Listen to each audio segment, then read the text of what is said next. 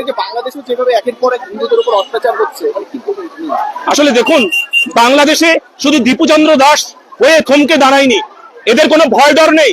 দীপুচন্দ্র দাসের পর যারা হুমকি দিচ্ছে, সেই মৌলবাদীরা হুমকি দিচ্ছে যে এই রকম করেই মারবো। শুধু হুমকি দিচ্ছে না, এমন করে আরো কত কত মেরেছে। আপনারা সেই উদাহরণগুলো দেখেছেন, কত বাড়ি আগুন দিয়ে পুড়িয়ে দিয়েছে। তাদের কি পরিস্থিতি, একই রকম কথা।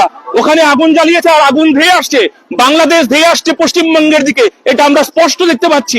দীপুচন্দ্র দাস আমাদের ঘরে যেন না হয় দীপুচন্দ্র দাসের এইরকম ঘটনা, কারণ দীপুচন্দ্র দাস হিন্দু, দীপুচন্দ্র দাস সনাতনী, দীপুচন্দ্র দাস আমার ভাই, আমার সন্তান, দীপুচন্দ্র দাস আমার পরিবারের। আর আমার পরিবারের উপর যদি কেউ আঘাত করে, তবে সে ভারতবর্ষ শুধু নয়, সারা পৃথিবীতে যেখানেই আঘাত করবে, আমরা সেই আঘাতে আমাদের আঘাত বলে অনুভব করব। এটা আমাদের সনাতনী কথা, এটা আমাদের সনাতনী বার্তা। হিন্দু হিন্দু, হিন্দু হিন্দু, হিন্দু হিন্দু।